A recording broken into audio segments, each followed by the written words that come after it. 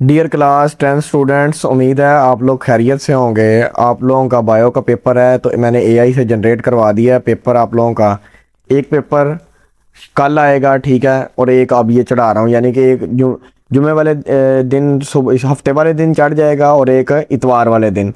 तो आप लोगों ने दोनों वीडियोस देख लेनी है तो आपकी अच्छी तैयारी होगी। जिस तरह इंग्लिश फिजिक्स वगैरह और पहले जो पेपर्स बनाए हैं सिविक्स हेल्थ एंड से तो जिस्मानी तलीम सारों में बच्चों की बहुत ज़्यादा हेल्प हुई है और उन्होंने बार बार कह रहे हैं कि सर हमें भेज दिया करें या अपलोड कर दिया करें, तो मैं इसीलिए अब अपलोड कर रहा हूँ साथ साथ। शुरू करते हैं। बायो के पेपर को इंग्लिश और उर्दू मीडियम दोनों में है। 2 घंटे का आप लोगों का पेपर होगा, ठीक है। तो 15 मिनट का पहले मरूजी 12 नंबर की आएगी और उसके बाद 48 नंबर का सब्जेक्टिव पेपर होगा। ये आप लोगों के पास स्कीम लिखी गई है। किन चैप्टरों में से कितने कितने एमसीक्यूज आने हैं। इन चैप्टरों में से 2-2 एमसीक्यूज आने हैं, 14, 15 और 16 में से। बाकी सारों में से एक एक एमसीक्यूज आना है। उसी तरह इन चैप्टरों में से शॉर्ट क्वेश्चन आने हैं इतने, ठीक है, इनमें से शॉर्ट क्वेश्चन आने हैं। उसके अलावा ये चैप्टर्स का पेयर है लॉन्ग क्वेश्चन के लिए, ठीक है। इसमें से 8-8 सवाल दिए होते हैं, 5-5 करने होते हैं और इसमें 3 में से 2 करने होते हैं। तो शुरू करते हैं मरूजी को। सबसे पहले एमसीक्यूज को। The process of gaseous exchange in plants takes place through. पौधों में गैसों का तबादला किसके जरिए होता है, तो वो स्टोमेटा के जरिए होता है। The main functional unit of kidney गुर्दे के फेलियाती इकाई है, तो नेफ्रॉन है, ठीक है, बी वाला। यहाँ से भी आप लोग टिक कर सकते हैं। ये वाले इंग्लिश और सॉरी ये वाला तो नहीं था, बी वाला था नेफ्रॉन। वरना वैसे डायरेक्ट सीधा तो लिखा ही हुआ है नीचे, लेकिन जैसे मर्जी मैं फिर अब टिक नहीं करवाऊंगा, सीधा सीधा आप लोगों को पढ़ा देता हूँ। The master gland of the endocrine system is. Endocrine system का मास्टर ग्लैंड है तो वो है पिट्यूटरी ग्लैंड, ठीक है। आगे जो है वो इधर से 4 वाला, ये 3 हो गया, ये 4। आगे the total number of bones in the human skeleton system. इंसानी स्केलेटन में हड्डियों की कुल तादाद 206 होती है, ये बड़ा इंपॉर्टेंट है। आगे reproduction without gametes is called. Gametes के बगैर रिप्रोडक्शन कहलाती है asexual reproduction. The transfer of polar grains to the stigma is called. Pollen grains का सिग्मा तक मुंतकिल होना कहलाता है पोलिनेशन। आगे alternative form of a gene is called. Gene के मुतबादिल शक्ल कहलाती है allele. Who is considered the father of genetics, तो मेंडल्स ने 2 लॉ दिए थे और वो दोनों लॉ शॉर्ट और लॉन्ग दोनों के लिए बड़े इंपॉर्टेंट हैं, ठीक है, मैं बार बार बता रहा हूँ। मेंडल लॉ ऑफ सेग्रीगेशन और दूसरा है इंडिपेंडेंट असॉर्टमेंट वाला। आगे the study of relationship between organisms and their environments. जानदारों और इनके माहौल के दरमियान तल्लक का मुतालिया इकोलॉजी करती है। An example of an abiotic component is. Abiotic जज़ु की एक मिसाल तो पानी है। जानदारों और इनके माहौल के दरमियान तल्लक का मुतालिया है इकोलॉजी, ये पढ़ दिया हुआ है। आगे an organism whose DNA is modified. ऐसा जानदार जिसका डीएनए तब्दील किया गया हो तो वो ट्रांसजेनिक कहलाता है। आगे drugs use to reduce pain are called. दर्द कम करने के लिए इस्तेमाल होने वाली अद्वियात कहलाती हैं तो एनाल्जेसिक। और इसी तरह अगर तो वो कह दे कि जरासीमों को मारने के लिए तो वो हमारे पास एंटीबायोटिक होती है, ये बड़ा इंपॉर्टेंट है, ठीक है। आगे हमारे पास है क्वेश्चन नंबर 2, जिसके अंदर आप लोगों ने 8 सवाल करने और 8 में से 5 करने होते हैं, लेकिन मैं हमेशा कहता हूँ एक आधा सवाल एक्स्ट्रा करके आए, ठीक है। 6 या 7 करके आने आपने, ताकि कोई गलत भी हो तो वहाँ से नंबर ना कटें, ठीक हो गया। आगे चलते हैं। Define lenticels. लेंटिसेल्स की तारीफ करें तो pores in the bark of woody stems that allow gaseous exchange. लकड़ी रखने वाले तनों की छाल में मौजूद सुराख जो गैसों के तबादले की इजाज़त देते हैं। ये जो कीकर के दरख्त नहीं होते जिनके ऊपर कांटे वगैरह लगे होते हैं, कश्मीरी कीकर जिनको कहते हैं, उनकी ये लकड़ी ब्राउन कलर की होती है। इसके अंदर छोटे छोटे पोर्स मौजूद होते हैं। उन पोर्स को यानी कि सुराख होते हैं, वहाँ से गैसें अंदर और बाहर जाती हैं।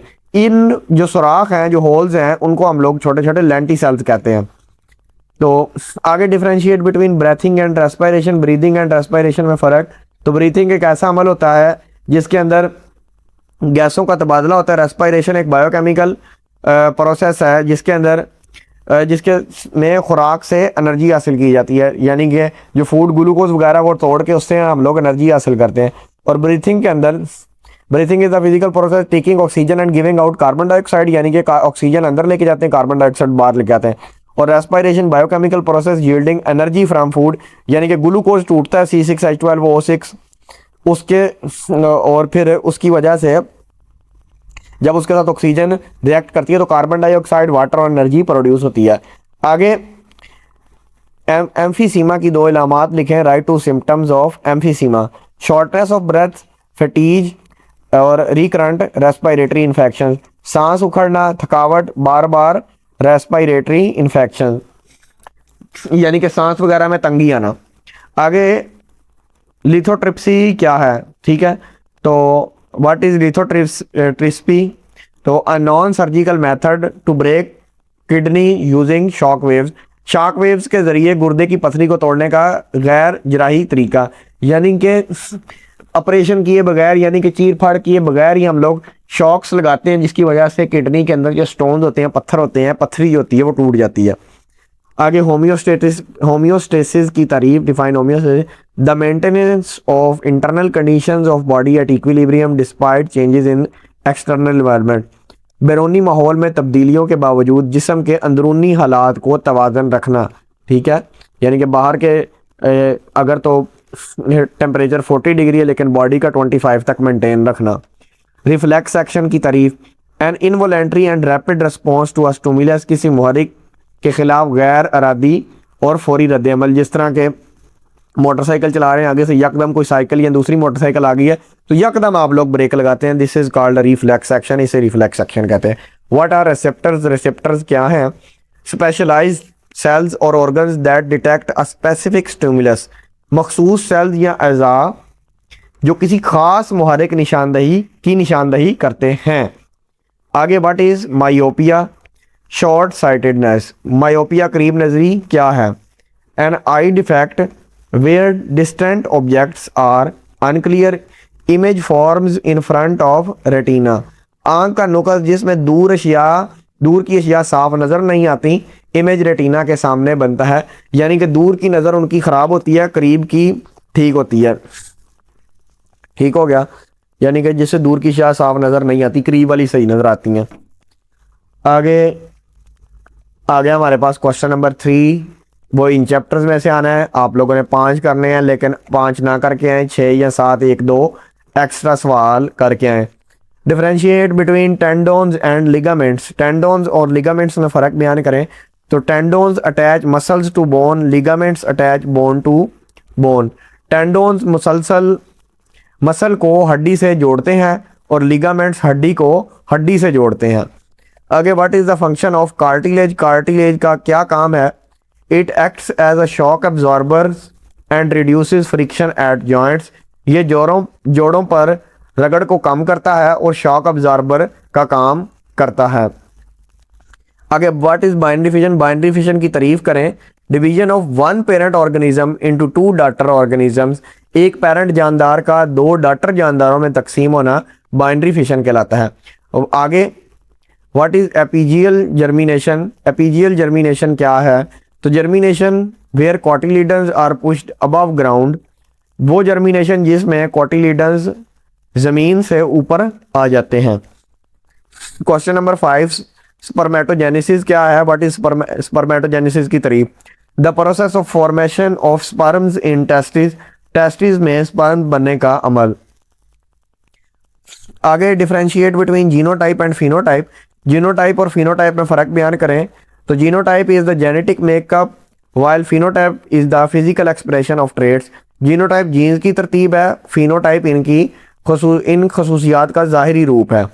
State Mendel's law of segregation और Mendel law of independent assortment, दोनों जो हैं ये बड़े इंपॉर्टेंट हैं लॉन्ग शॉर्ट के लिए। Alleles segregate during gamete formation and randomly unite at fertilisation, gametes बनते वक्त एलील्स अलग हो जाते हैं और फर्टिलाइजेशन पर दोबारा मिल जाते हैं।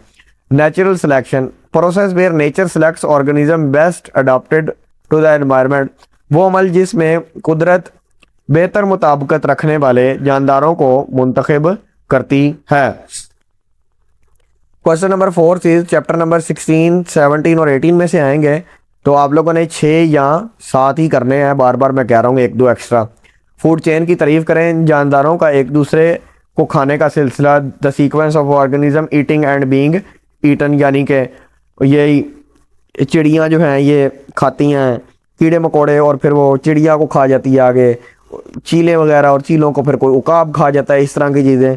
ये चूहे को क्या कहते हैं, चूहे जो हैं वो ये खाते हैं कीड़े मकोड़े, और फिर वो उसको लूमड़ी खा जाती है, लूमड़ी को शेर, इस चीज़ को फूड चेन कहते हैं। सिम्बियोसिस की तारीफ करें। सिम्बियोसिस क्या है? दो मुख्तलिफ स्पीशीज़ के दरमियान तवील मुद्दती करीबी तल्लक, a long term close relationship between two different species, मतलब यानी कि एक जानदार के ऊपर दूसरा जानदार उसके साथ रहता है और दोनों को फ़ायदा होता है, कोई नुकसान नहीं होता। आगे व्हाट इज़ बायोस्फीयर? बायोस्फीयर क्या है? ज़मीन का वो हिस्सा जहाँ जानदार बसते हैं। The part of earth inhabited by organism. आगे write two factors of acid rain. Acid rain के दो असरात, एक तो ये इमारतों को नुकसान पहुंचाती है और आबी हयात को तबाह कर देती है, यानी कि बिल्डिंग्स भी ख़राब हो जाती हैं, डैमेज हो जाती हैं।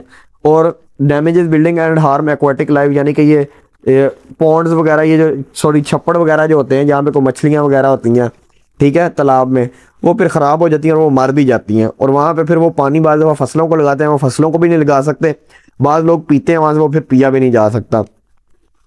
Question number 14 comes from chapter number 16, 17 and 18। इनमें से आएगा, इसमें भी आप लोगों ने 6 करने हैं, सॉरी ये तो इसका आगे वाला ही पार्ट है ना। क्वेश्चन नंबर 5 आ गया, चैप्टर नंबर 4 ही कंटिन्यू है उसका। क्वेश्चन नंबर 5 जेनेटिक इंजीनियरिंग क्या है? तो जेनेटिक इंजीनियरिंग जीन्स की मसनूई तब्दीली और हेरा फेरी, the artificial manipulation and modification of genes, यानी कि खुद उसके अंदर कोई ना कोई चेंज करना, किसी के साथ कोई और चीज़ बनाना, ठीक है ना, यानी कि कुदरती तौर पर नहीं वो पाई जाती, इन्होंने खुद आगे जनरेट की होती है। फर्मेंटेशन की तारीफ करें। Incomplete oxidation reduction of glucose in the absence of oxygen, oxygen की गैर मौजूदगी में ग्लूकोज की नामुकम्मल ऑक्सीडेशन रिडक्शन को फर्मेंटेशन कहा जाता है। आगे फार्माकोलॉजी की तारीफ। Define pharmacology, the study of drugs, their compositions, properties and medical application, अद्वियात, इनकी तरकीब, खसूसियात और तिब्बी इस्तेमाल का मुतालिया फार्माकोलॉजी कहलाता है। अब वैक्सीन्स क्या हैं? वीकेंड और dead pathogens use to stimulate immunity, मुदाफ़ियाती निज़ाम को मुतहर्रिक करने के लिए इस्तेमाल होने वाले मुर्दा या कमज़ोर पैथोजेंस। आगे लॉन्ग क्वेश्चंस आ जाएंगे, तो लॉन्ग क्वेश्चंस के अंदर हम लोगों ने 3 में से 2 करने हैं। 9 मार्क का सारे क्वेश्चंस होंगे, एक 4 नंबर का और एक 5 नंबर का, ए पार्ट 4 का और बी 5 का। तो पढ़ते हैं अब लोग। Explain the mechanism of breathing in human, इंसानों में तनफ्फुसे अमल का अमल बयान करें। तो ये तो लिखा हुआ है सिर्फ अब वीक स्टूडेंट्स के लिए मैंने, ठीक है।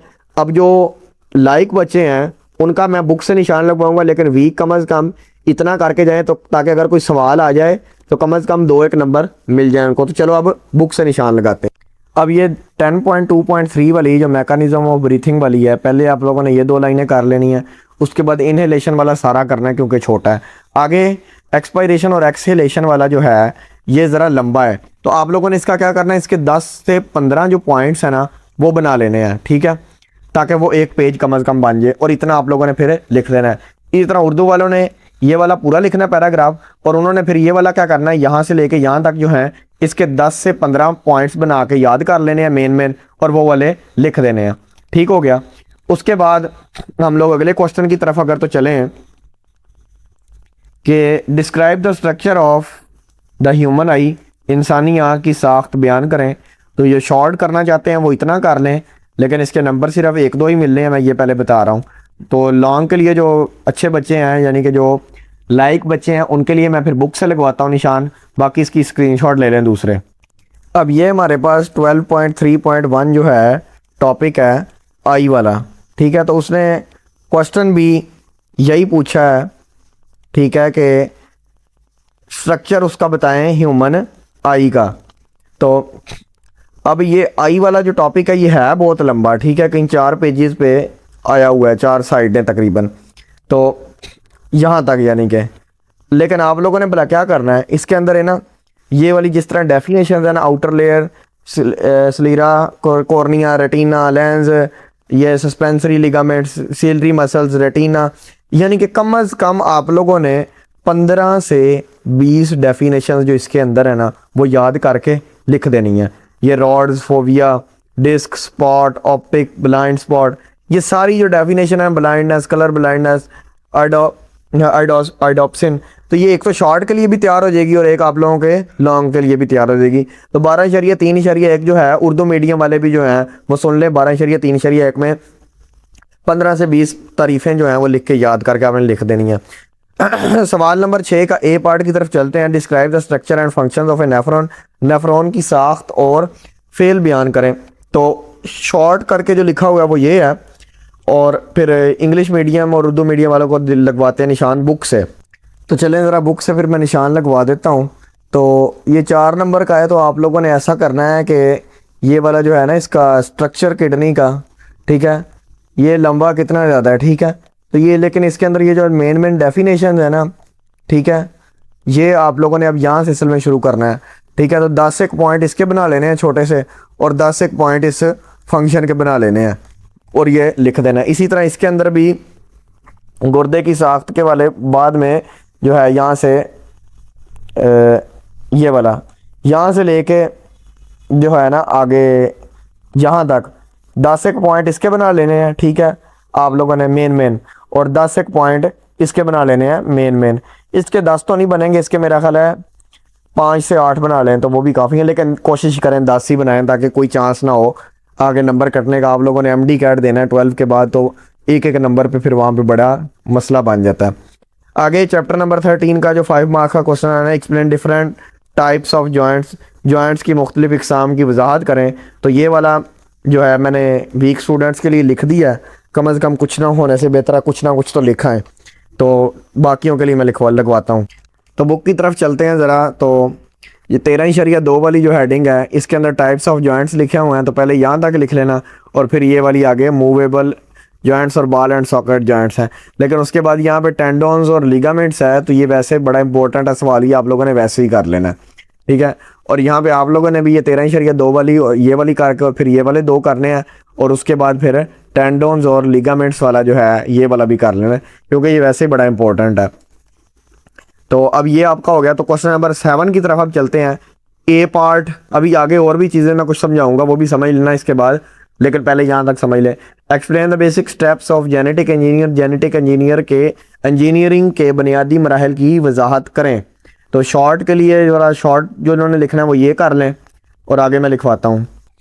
चलते हैं ज़रा बुक की तरफ। तो ये रहा हमारे पास 17.3.2 वाला टॉपिक, तो बेसिक स्टेप्स जेनेटिक इंजीनियरिंग के।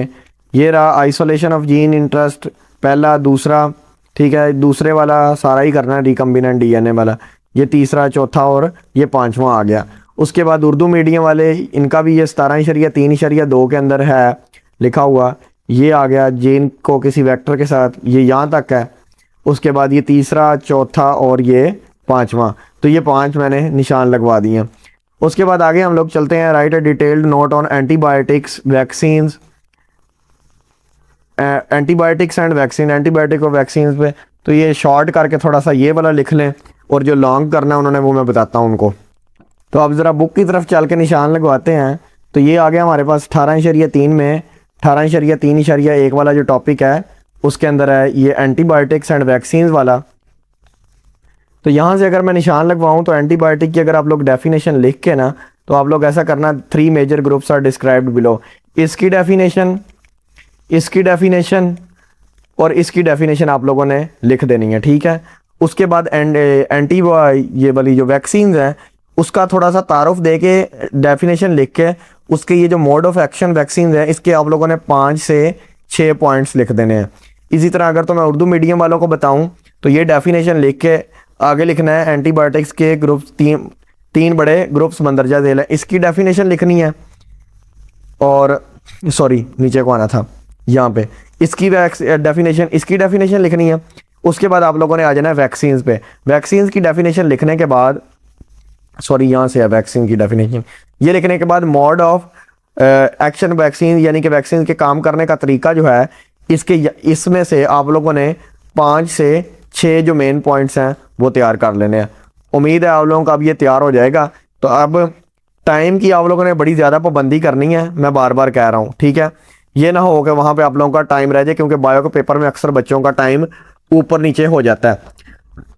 जो लिखा, जो जितना सवाल पूछा गया उतना जवाब दें। बुलेट्स यूज़ करें, बुलेट्स होती हैं ये वाले गोल दायरे, ठीक है। जब न्यू लाइन पे नया पॉइंट शुरू करना है तो यहाँ पे पॉइंट दे दें, अगर 2 लाइनों के बाद नया पॉइंट शुरू हो रहा है तो इसको पॉइंट दे दें, बुलेट लगा लें, ठीक है। तो इस चीज़ से आप लोगों को बड़ी अच्छी प्रेजेंटेशन हो जाती है, ठीक है। मार्कर्स वगैरह और हेडिंग्स वगैरह क्लियर लेबल हो, जहाँ पे डायग्राम बनाने की ज़रूरत हो वहाँ पे आप लोगों ने लाजमी डायग्राम बनानी है। अगर आप डायग्राम बना देंगे ना तो आपको वो वैसे ही देख के ही वो नंबर दे देगा, पढ़े बगैर ही वो जल्दी जल्दी टिक टिक करता जाता है फिर। तो उम्मीद है सारे बच्चे अच्छे नंबरों से पास हों। मिलते हैं नेक्स्ट पेपर।